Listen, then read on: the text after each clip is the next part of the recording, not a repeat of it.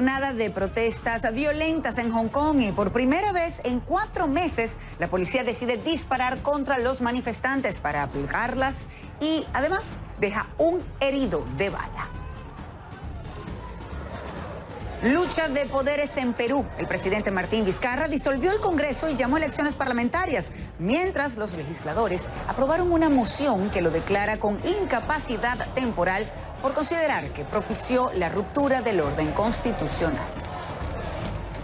El secretario de Estado estadounidense, Mike Pompeo, dijo que no tolerará el acoso y la intimidación de los congresistas demócratas. Pidió la declaración de varios funcionarios como parte de la investigación para un proceso político a Donald Trump y agregó que utilizará todo su poder para evitarlo.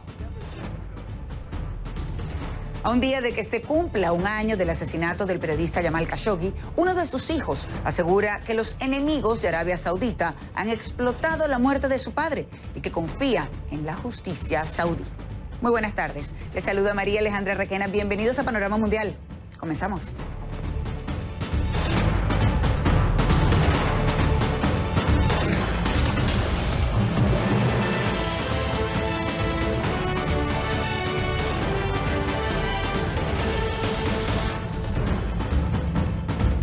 La celebración del 70 aniversario de la República Popular de China se ha visto empañada por las violentas protestas en Hong Kong. La policía dispersó a los manifestantes que, según ellos, atacaron oficinas del gobierno e inclusive a transeúntes, con chorros de tinta azul y armas de fuego. Entre los cientos de arrestados y las decenas de heridos está el caso de un joven herido de bala. Nunca antes, en 17 semanas de protestas, las fuerzas de seguridad habían utilizado armas contra los manifestantes, algo que criticó el secretario de Asuntos Exteriores de Gran Bretaña, quien además pidió la moderación a ambas partes. El vocero de la policía dijo que el joven herido de bala había agredido al oficial y que estaba siendo atendido en el hospital. A pesar de ese incidente, las autoridades defendieron su actuación y resaltaron la violencia con los que actúan los manifestantes, aunque prometieron investigar lo ocurrido.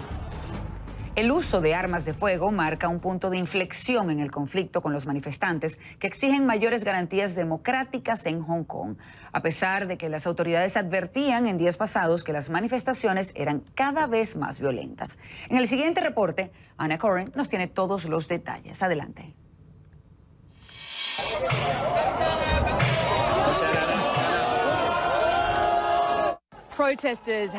Los manifestantes lanzaron 5 bombas incendiarias en la estación de policía Mong Kok. Planificaron e incendiaron también la otra entrada. Incendios simultáneos que arden aquí en Sham Shui Po. Ya es de noche en Hong Kong. Ha sido un día largo y violento y la violencia no amaina. Lo interesante es que estamos a solo unas cuadras de la estación de policía, pero no se ve a ningún agente. Pueden ver aquí a los manifestantes que llevan sus ladrillos, sus bombas Molotov. Más temprano, vimos cómo los manifestantes lanzaban las bombas Molotov a la policía. La policía respondía con gases lacrimógenos y realizaba numerosos arrestos que no tuvieron el impacto que uno esperaría. Oí decir a un manifestante que la ira buscaba humillar a Xi Jinping, el presidente de China, y creo que lo han logrado.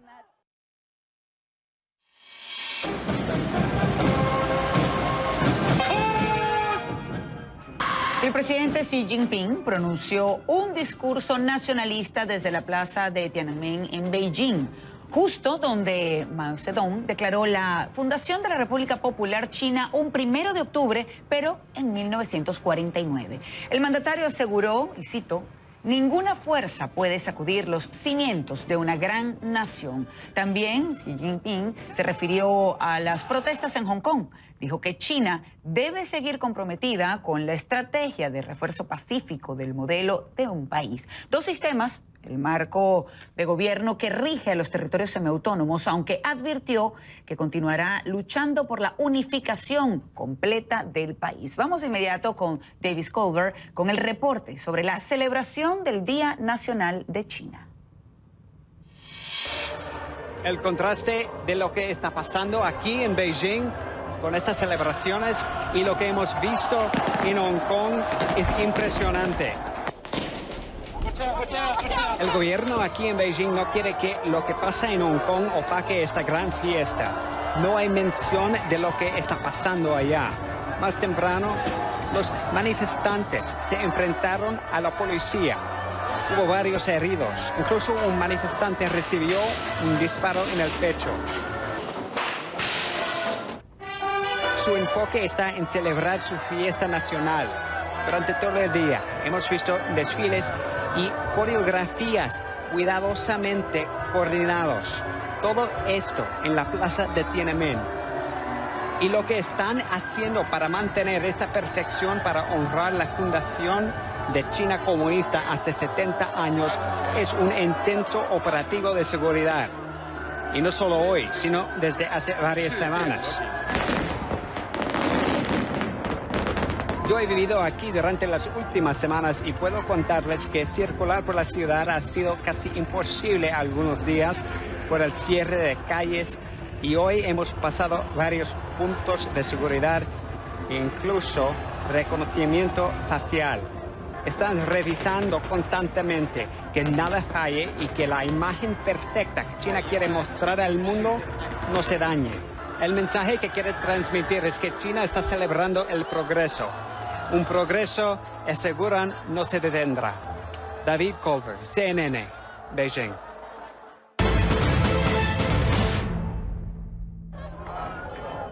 Y pasemos ahora a un país donde se ha desatado un torbellino político. Se trata de Perú. El presidente Martín Vizcarra disolvió el Congreso y convocó elecciones parlamentarias para enero. Lo hizo tras entender que el Congreso negó de facto una cuestión de confianza para modificar el proceso de selección de los jueces del Tribunal Constitucional.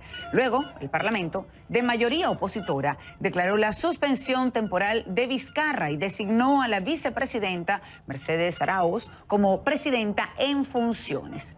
Bueno, como se pueden dar cuenta, hay muchos interrogantes por resolver, pero de momento Vizcarra cuenta con el respaldo de las Fuerzas Armadas. Vamos con Jimena de la Quintana en este momento, quien nos acompaña desde Lima. Jimena, muy buenas tardes. Un gusto que estés con nosotros en Panorama Mundial, sobre todo para aclarar un poco esto que está sucediendo en Perú a toda nuestra audiencia. La OEA también ha pedido calma a los poderes involucrados en esta disputa. ¿Qué podemos esperar para las próximas horas? Hola María Alejandra, te cuento primero que estoy parada más o menos a 100 metros de Palacio de Gobierno, del Congreso de la República, aunque estoy también muy cerca a Palacio de Gobierno y el ingreso a ambas instituciones ha sido cerrado, es decir, no podemos ingresar al Congreso, los exteriores de Palacio de Gobierno también están resguardados. Sin embargo, hay que decir que la ciudadanía, la ciudad en general, Lima, la capital del Perú, digamos que la vida de los ciudadanos, ¿no es cierto?, se desarrolla con total normalidad. A excepción de esta seguridad que puedes ver detrás mío, voy a acercarme un poco justamente a esta suerte de barrera que se ha hecho aquí, como te decía, a 100 metros de Palacio de Gobierno, a excepción de esta barrera que por seguridad existen como de Palacio de Gobierno. Repito, estamos a 100 metros del Parlamento, del Congreso de la República. Todo se desarrolla con total normalidad. De hecho, te puedo contar que el presidente Vizcarra ha nombrado ya a su nuevo primer ministro. Recordemos que cuando se lleva a cabo una cuestión de confianza y la misma es rechazada, como lo interpreta el presidente Vizcarra, y por lo tanto el gabinete, y así es como técnicamente se dice, entra en una crisis total. Luego de esa crisis total, los miembros del gabinete se ven obligados a renunciar y tras ello el presidente Martín Vizcarra debe nombrar a un nuevo gabinete y eso es lo que ha ocurrido. El exministro Vicente Ceballos, el exministro de Justicia, es ahora el nuevo primer ministro. En este momento está en Palacio de Gobierno Martín Vizcarra y está reuniéndose con algunas personalidades que están ingresando a Palacio de Gobierno justamente para que el presidente decida quién será parte de su nuevo gabinete. Hay que decir también que el presidente Vizcarra realiza sus actos de gobierno, digamos, con total normalidad, que las Fuerzas Armadas lo reconocieron ayer como jefe de las mismas. Del otro lado, ¿qué te podemos decir de lo que ha ocurrido desde el lado del Parlamento? el expresidente del Congreso, porque el Congreso disuelto se convierte ahora, el Congreso no ha sido cerrado, sino disuelto. El Congreso ahora funciona, sigue funcionando, pero a través de una comisión permanente. El presidente de esa comisión permanente es quien era en su momento el presidente del Congreso, Pedro Olaechea. Él, en una conferencia con la prensa extranjera, en una conversación que mantuvo con la prensa extranjera, reconoció que en este momento él es presidente de la comisión permanente. Y vamos a escuchar lo que le dijo a los periodistas extranjeros con quien se reunió hace algunas horas. El Congreso es el único, y yo creo que en todos los congresos del mundo, en que los temas constitucionales son exclusiva y excluyentes capacidades del Congreso de la República. O sea, el Congreso de la República en temas constitucionales no le da razón a nadie, porque no es parte de la estructura ejecutiva del gobierno.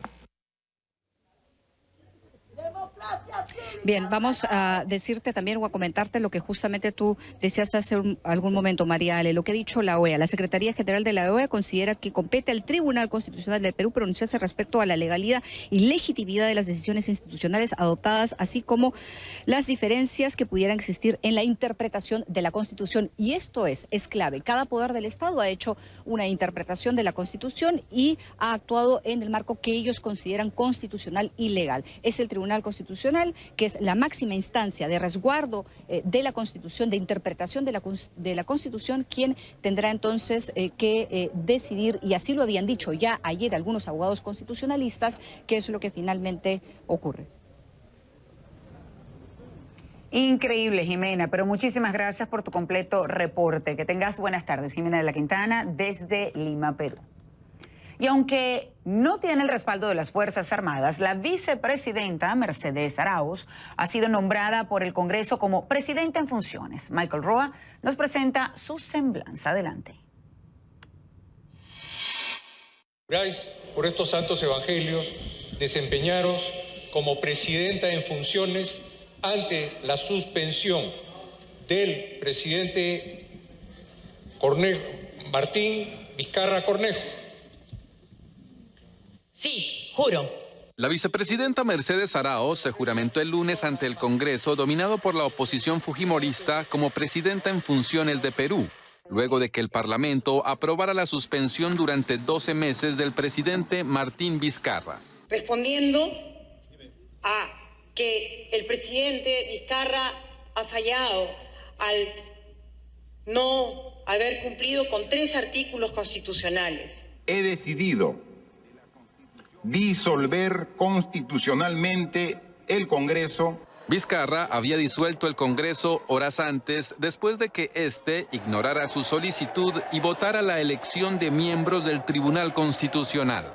En 2016, la economista Mercedes Arauz fue elegida congresista para el periodo 2016-2021. Su lista fue respaldada por el partido Peruanos por el Cambio. Entre los años 2016 y 2018 ocupó también los cargos de segunda vicepresidenta del Perú y presidenta del Consejo de Ministros, durante el mandato del expresidente Pedro Pablo Kuczynski. Estamos muy contentos porque... En marzo de 2018, tras la renuncia de Kuczynski, Arauz asumió como vicepresidenta del país. Durante el segundo gobierno del fallecido expresidente Alan García, entre 2006 y 2011, Arauz fue ministra de Comercio Exterior y Turismo, de la Producción y de Economía y Finanzas. La ahora presidenta en funciones, nombrada por la mayoría opositora en el Congreso, trabajó también como profesora universitaria. Michael Roa, CNN, Atlanta.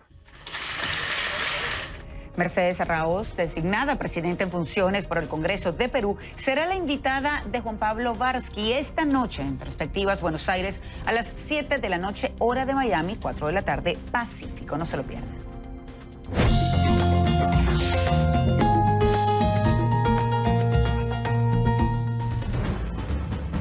¿Qué opinan ustedes de todo esto que está sucediendo en el Perú? Los comentarios han sido increíbles desde ayer, cuando Martín Vizcarra tomó la decisión de disolver el Congreso. Ahora sabemos que hay una vicepresidenta en funciones. Las Fuerzas Armadas respaldan a Vizcarra. no Arauz. Vamos a ver qué sucede. Por supuesto, les estaremos informando aquí en CNN en español, pero quiero saber qué opinan ustedes. @RequenaCNN es mi cuenta en Twitter.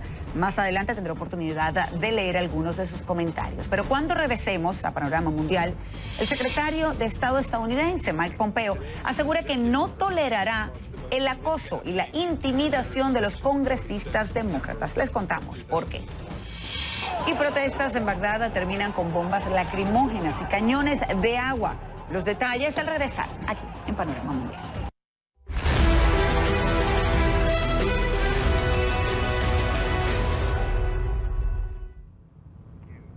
Los fieles a Trump cierran filas en torno a él en la investigación de juicio político. El secretario de Estado, Mike Pompeo, amenaza con no cooperar con el Congreso. La Comisión de Asuntos Exteriores pidió la declaración de varios funcionarios del Departamento de Estado, pero Pompeo dice que es un intento de intimidarlos y acosarlos. Ahora se sabe que Mike Pompeo escuchó también la llamada telefónica de julio de Donald Trump con su homólogo ucraniano. También se conoce, además, el testimonio de 2 ucranianos mencionados en el reporte del informante. Ambos coinciden en que Rudy Giuliani, abogado personal del presidente Donald Trump, presionó para impulsar una investigación contra rivales políticos de Trump en Ucrania. Estamos hablando, por supuesto, de Joe Biden y de su hijo. Pero vamos de inmediato hasta Washington. Desde allí nos acompaña, como siempre, Ione Molinares. Ione, muy buenas tardes. Se conocen más detalles y, pues bueno, como podemos decir ya, pues Mike Pompeo públicamente, porque además mostró su apoyo a través de Twitter al presidente Donald Trump, pero también entonces dijo que no iba a cooperar e inclusive llamó a estos demócratas como acosadores. Pero ahora son los demócratas, Mariale, los que están acusando a Pompeo y advirtiéndole que él sea el que no esté intimidando a los testigos. Se estaba refiriendo a un grupo de altos funcionarios del Departamento de Estado que han sido o que tienen, los demócratas tienen interés en cuestionar. Y obviamente, pues ahora se volvió un dime y direte entre los demócratas y el Departamento de Estado, especialmente el secretario Pompeo. Dicen los demócratas y le advierten que cualquier intimidación puede considerarse obstrucción a la investigación. Eso, obstrucción a la investigación, fue uno de los asuntos que terminó por hundir al presidente Richard Nixon antes de que siquiera se le fuera a someter a votación para un juicio político. Así que, pues, en parte fue precisamente obstrucción a esta investigación.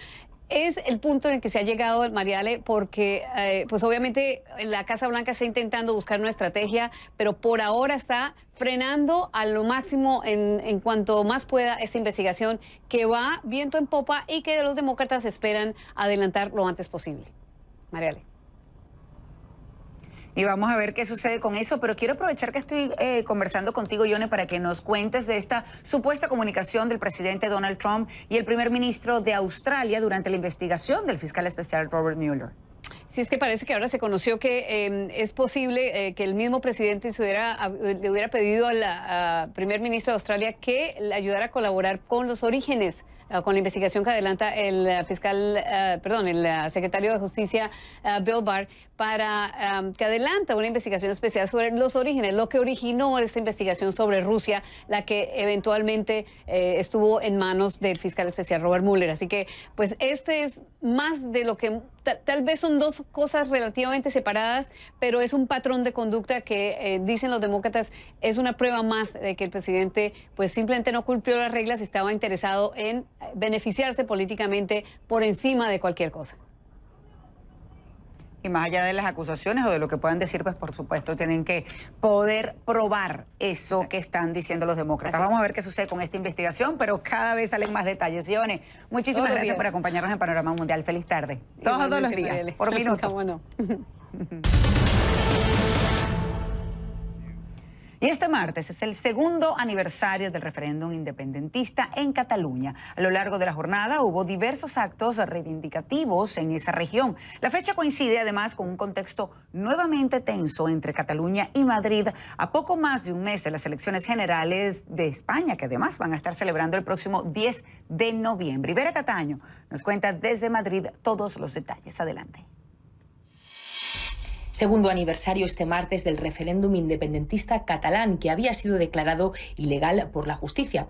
Una jornada que ha estado marcada por distintos actos reivindicativos en toda la región y muy especialmente ante la cercanía de la sentencia del juicio a los independentistas catalanes, que se podría dar a conocer este mismo mes de octubre. Una situación que también genera divisiones entre los propios independentistas sobre cómo reaccionar ante la sentencia cuando ésta se dé a conocer. En cualquier caso, en un acto del gobierno catalán, el presidente de la Generalitat, Quim Torra, aseguró que siguen con sus planes para llegar a la independencia. El gobierno de la Generalitat de Cataluña se compromete con la radicalidad democrática, con el derecho de autodeterminación, con el diálogo.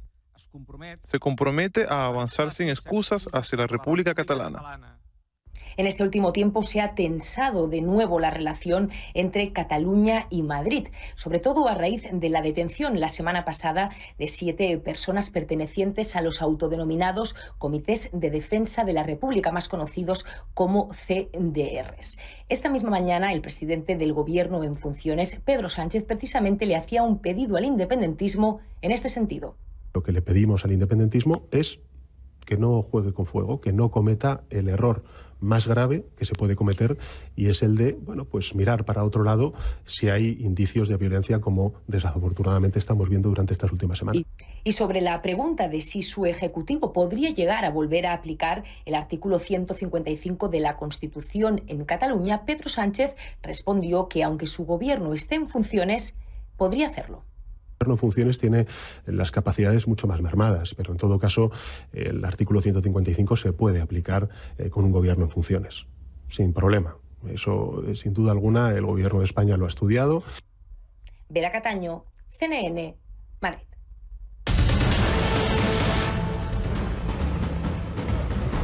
En Finlandia, al menos una persona murió y otras 10 resultaron heridas en un incidente violento ocurrido en un complejo escolar de la ciudad de Kuopio, en el este del país. La familia, o en este caso la policía, informó a CNN que por el momento ha detenido a un sospechoso vinculado al caso, identificado como un ciudadano finlandés nativo. Sin embargo, por ahora se desconoce si el incidente se deberá manejar como un ataque y tampoco se ha confirmado qué tipo de arma fue utilizada. El lugar del acto violento está ubicado en el este del país y es un complejo que alberga escuelas vocacionales y un centro comercial. En Taiwán, al menos 2 personas murieron y otras 12 resultaron heridas cuando un puente se derrumbó en una localidad del noreste del país. Al momento de colapsar, un camión que transportaba petróleo pasaba por la estructura de 140 metros. Este vehículo cayó sobre algunos barcos de pesca y además provocó un incendio. Las autoridades del condado de Yilan informaron que las causas del derrumbe de la estructura están siendo investigadas. En Irak se reportaron violentos enfrentamientos entre manifestantes y la policía durante una protesta en la capital, Bagdad. En ella, miles de ciudadanos se manifestaban contra el desempleo, la corrupción del gobierno y los servicios deficientes. Para dispersar a la multitud, la policía utilizó gas lacrimógeno y granadas en medio de estas acciones, pues varias personas resultaron heridas.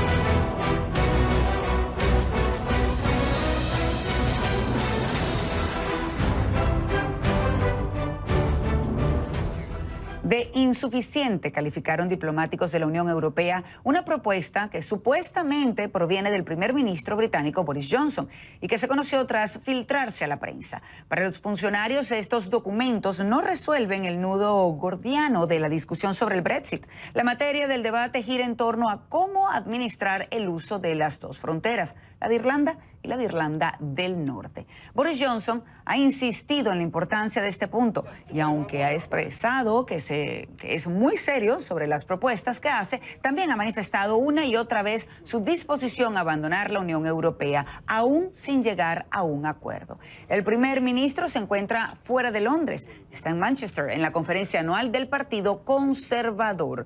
Vamos de inmediato hasta Londres, desde allí nos acompaña Marta Altuna con más información. Muy buenas tardes, buenas noches para ti, Marta. ¿Y qué nos puedes contar entonces de esta propuesta que se conoció y se filtró a través de la prensa? Así es, buenas tardes, María Alejandra. Pues como dices, esta propuesta se produce en este día en el que el Partido Conservador está, como decías, reunido en Manchester, donde celebra su conferencia anual y cuando falta precisamente un mes para el divorcio del Reino Unido y la Unión Europea, y cuando todavía la frontera de Irlanda del Norte sigue siendo el principal problema, porque lo que no se quiere es que haya un puesto fronterizo. En declaraciones a la BBC, Boris Johnson ha explicado que los próximos días va a presentar esta propuesta, pero no ha dado detalles concretos. Lo que sí ha dicho es que hay un gran cambio y que de momento ese cambio es que acepta la posibilidad de que haya algunos controles en la frontera, pero ya ha dicho que van a ser controles mínimos, no intrusivos y que no van a necesitar nuevas infraestructuras. El primer ministro ha declarado que este acuerdo puede ser posible a pesar de que algunos no quieren que el Brexit siga adelante. Escuchémosle. I'll tell you why. I think there's a very good reason. Te diré por qué. Creo que hay una muy buena razón. Y es que se me ha encomendado de una forma u otra que concrete el Brexit antes del 31 de octubre. Hay personas bien intencionadas y muy inteligentes que básicamente piensan que eso sería algo que no quieren ver. Y creo que hay un esfuerzo concertado para frustrar el Brexit. Creo que es un error. Creo que sería muy triste para nuestra democracia si eso sucediera. Creo que tenemos que seguir adelante y cumplir la voluntad del pueblo británico. And deliver the will of the British people. La cadena irlandesa RTE ha revelado que este plan de Johnson consiste en que haya unos centros de revisión de mercancías que estarían situados a unos kilómetros de la frontera, tanto en la parte de Irlanda del Norte como en la parte de la República. Pero todo indica que estos planes pues no están convenciendo a Bruselas y de hecho ya diplomáticos europeos, como has dicho, han declarado a CNN que los encuentran insuficientes. María Alejandra. Ahora, hay un punto que es increíble, pero es donde no logran ponerse de acuerdo la Unión Europea y Gran Bretaña, Londres en este caso, el asunto de la frontera de Irlanda del Norte. ¿Por qué ha sido tan difícil que logren ponerse de acuerdo? Así es, este es el punto de la discordia y es que hay que tener en cuenta que Irlanda del Norte es el único punto fronterizo terrestre entre Gran Bretaña, entre el Reino Unido y la República de Irlanda. Y es un asunto de vital importancia para el comercio porque en teoría tendrían que revisarse todas las mercancías que pasaran por la frontera, pero nadie quiere que eso ocurra porque recuerda a los tiempos en los que había una violencia separatista en Irlanda del Norte y se cree que si existen estos nuevos puntos fronterizos podrían convertirse en un objetivo de los violentos. Por ello, la anterior primera ministra británica, Theresa May, llegó a un acuerdo con la Unión Europea para que hubiera este llamado backstop. Este backstop es una política de salvaguardia, una política que solamente entraría en vigor y se podría en marcha una vez que hubiera ocurrido el Brexit si Bruselas y Londres no se ponen de acuerdo en un nuevo acuerdo comercial. El backstop significaría que Irlanda del Norte estaría en la unión aduanera de la Unión Europea, algo que para algunos significa la cesión de soberanía en una región en la que la paz ha sido muy difícil de conseguir. María Alejandra. Y el miedo precisamente es que con esto esa paz pueda terminar. Esperemos que no y estaremos atentos, por supuesto, a lo que sucede. Marta, muchísimas gracias por acompañarnos con la información desde Londres. Que tengas buenas noches. Buenas noches. Y cuando regresemos aquí a Panorama Mundial, a un año del asesinato de Jamal Khashoggi, uno de sus hijos se pronuncia sobre la muerte de su padre. Les contamos más en breve. Debate presidencial demócrata de CNN y The New York Times. En vivo desde el disputado estado de Ohio. Los principales aspirantes demócratas a la Casa Blanca toman el escenario. El 15 de octubre, solo en CNN.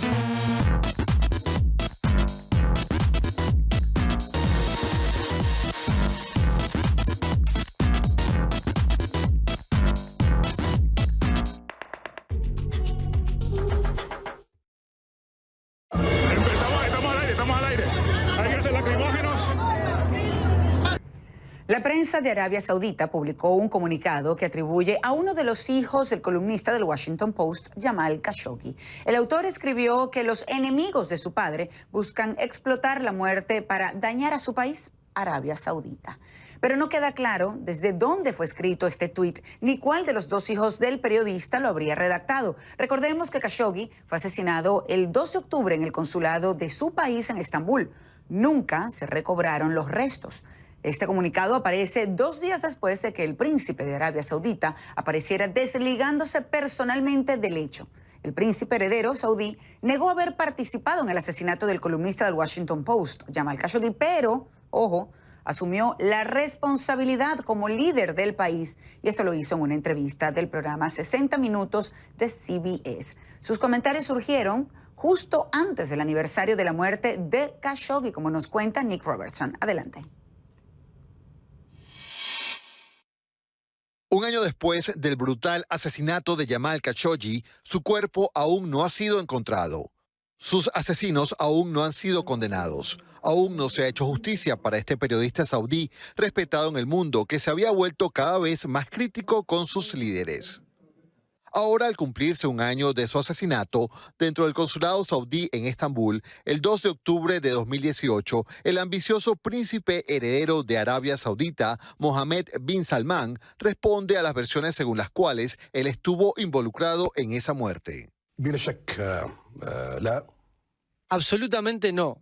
Este fue un crimen horrendo, pero acepto toda la responsabilidad como líder de Arabia Saudita. En esta entrevista con el programa 60 Minutos, es la primera vez que bin Salman ha aceptado públicamente su responsabilidad. Es un indicio de que el príncipe heredero entiende el daño que el asesinato le ha hecho a él y al reino. Esto fue un error y debo tomar todas las medidas para evitar algo así en el futuro. Pero estas medidas permanecen envueltas bajo un halo de misterio. El juicio a los funcionarios saudíes responsables, muchos captados por cámaras de seguridad en Turquía antes y después del asesinato, comenzó en enero a puertas cerradas y así continúa. La relatora especial de la ONU para el asesinato forma parte del reducido grupo de funcionarios internacionales que públicamente ha arrojado luces sobre el caso. Ella escuchó grabaciones secretas turcas del asesinato de Khashoggi. No hay nada en la grabación que indique que fue un accidente.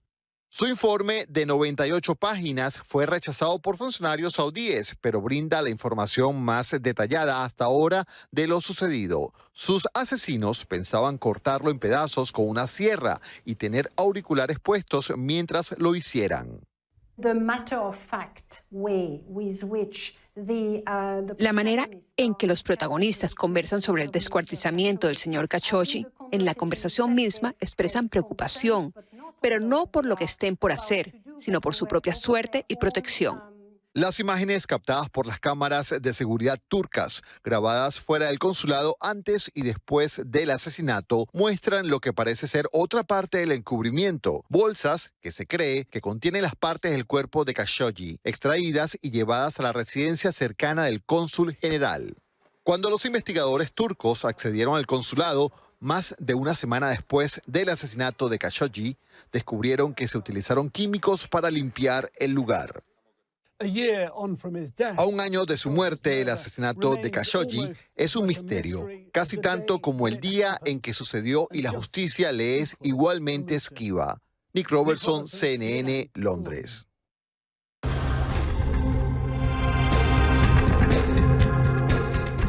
Un video exhibe los estragos causados por la tormenta tropical Narda en el occidente de México.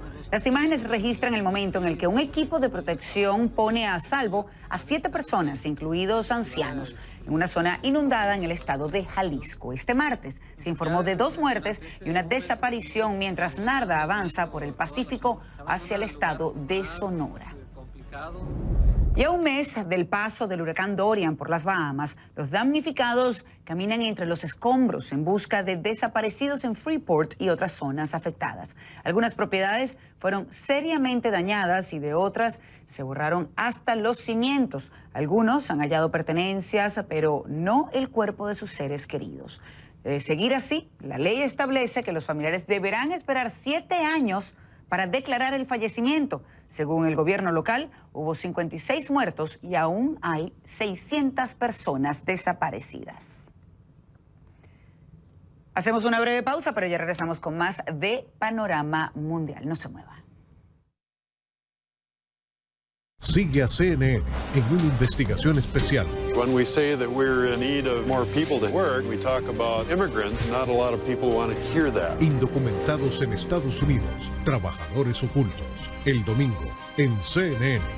Debate presidencial demócrata de CNN y The New York Times. En vivo desde el disputado estado de Ohio. Los principales aspirantes demócratas a la Casa Blanca toman el escenario. El 15 de octubre, solo en CNN. ¿Alguna vez me he sentido discriminada?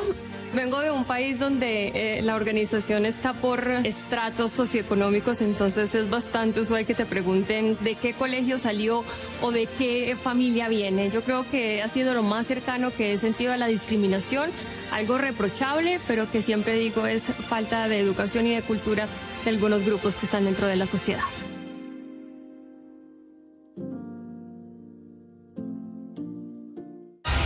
No hay nada en televisión como la entrevista. Es como invitar a casa a alguien, abrir la puerta y decirle, aquí estoy yo para escuchar tu rollo, aquí estoy yo para escuchar tu historia. Las grandes historias son las historias que emocionan, las historias que movilizan a la gente. Camilo, esta noche en CNN. Antes de que sepas lo que pasa en el mundo, en salas de redacción como esta, se decide qué reportar y cómo hacerlo. Un factor que influye en la forma en que cubrimos y percibimos las noticias. Por eso, con el apoyo de periodistas destacados, fuentes confiables, examina el efecto de los propios medios en lo que vemos y escuchamos, para que conozcas la historia completa. Fuentes confiables. El domingo en CNN.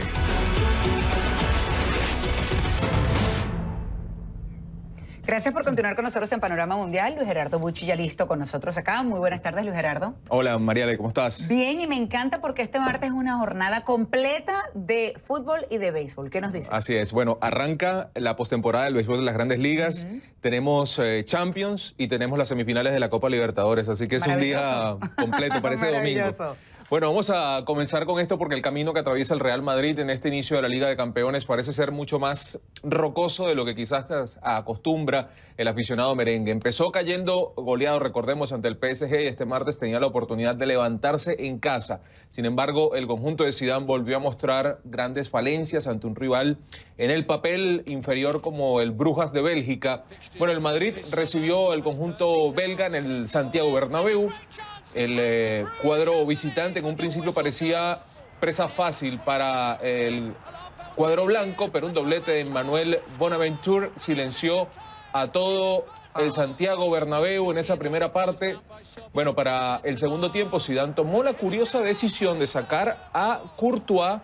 Y martes también será un día repleto de fútbol, como decíamos, en nuestra región. River Plate y Boca Juniors van a jugar el partido de ida de las semifinales de la Copa Libertadores. Una vez más, los dos grandes del fútbol argentino se enfrentan en el máximo escenario del fútbol latinoamericano. Según sus técnicos, esto es lo que necesitan para clasificar a la final de este certamen. Esperemos poder hacer un buen trabajo, que tengamos la dinámica que venimos teniendo con relación al juego, que podamos tener contundencia a la hora de lo que podamos llegar a crear. Mi trabajo se va a definir como bueno o malo de acuerdo a si pasás o no pasás River. Yo no lo voy a definir en esos parámetros. Yo tengo otros medios para poder mirarlo. Bueno, y no podemos olvidar que también es una jornada importante, especial en el béisbol de las Grandes Ligas. Es que los Nationals de Washington y los Brewers de Milwaukee se van a encargar de estrenar oficialmente la postemporada. Este lunes nos acompañó el pelotero de los Marlins de Miami, Miguel Rojas. El venezolano nos ayudó a analizar, a tener una visión un poco más amplia de lo que podemos esperar en esta serie de comodín entre los Nationals y los Brewers. Yo creo que en el juego entre los nacionales de Washington y los Milwaukee Brewers, los nacionales tienen una pequeña ventaja, ya que Matt Scherzer va a ir en el juego de hoy, aparte de lo que dijo el manager Dave Martínez, que tanto Steven Strasburg como Patrick Corbin van a estar dispuestos a lanzar en alguna parte del juego. Eso le da una ligera ventaja a los nacionales. Aparte de eso, por el otro lado, los Milwaukee Brewers cuentan con la baja de Christian Yelich, que para mí es bastante difícil reponerse a algo como eso, pero al mismo momento los Milwaukee Brewers han buscado la manera de ser el mejor equipo en el mes de septiembre y para mí eso es bastante importante también. Creo que va a ser un juego bastante emocionante, los invito a verlos a todos, pero como les estaba diciendo, creo que los Nationals por encima de los Brewers el día de hoy. Bueno, y a partir de este martes podrán disfrutar de los playoffs de las Grandes Ligas en CNN en español, solo en nuestra señal para Estados Unidos. Comenzamos con el juego, repetimos, entre los Nationals de Washington y los Brewers de Milwaukee por el comodín de la Liga Nacional a las 8 de la noche, hora de Miami. Y ahí estaremos pendientes para verlo, por supuesto, el juego y luego Deportes CNN esta noche. Así es. Bueno, muchísimas gracias, Luis Gerardo. Gracias, María. Mañana contaremos entonces, hablaremos un poco sobre este juego y lo que tendremos más adelante. Ustedes no se muevan, ya regresamos con más de Panorama Mundial. Buenas tardes, Juan Carlos. Y bueno, el secretario de Estado Mike Pompeo amenaza con no cooperar con el Congreso, ¿no? Así es, está en Italia, también estuvo el secretario de Justicia, pues hoy dijo que no se va a dejar intimidar ante los citatorios a varios funcionarios del Departamento de Estado para que testifiquen esta semana.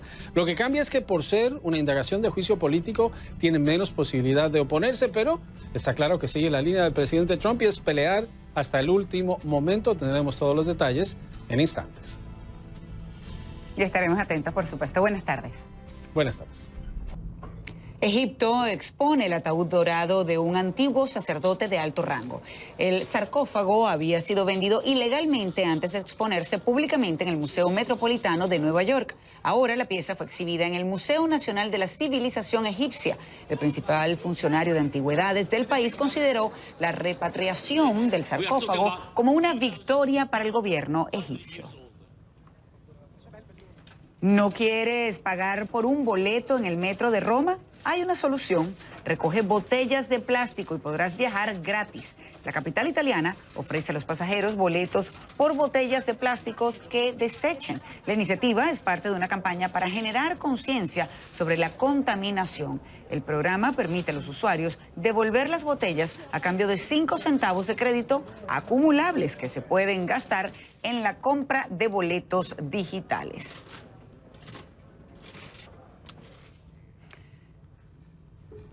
Ahí está entonces parte de las iniciativas que tienen los distintos gobiernos, en este caso el de Roma, para ayudar un poco con lo del reciclaje y están entonces dando boletos gratis para viajar en el metro. Aprovecho para agradecer sus comentarios también a través de las redes sociales. Muchos de ustedes opinando acerca de lo que sucede en Perú. Hemos tratado de exponer de la mejor manera posible y de explicar lo que sucede para que se pueda entender, pero seguimos atentos a la información. Gracias por la compañía en Panorama Mundial. A todos ustedes, que tengan feliz tarde.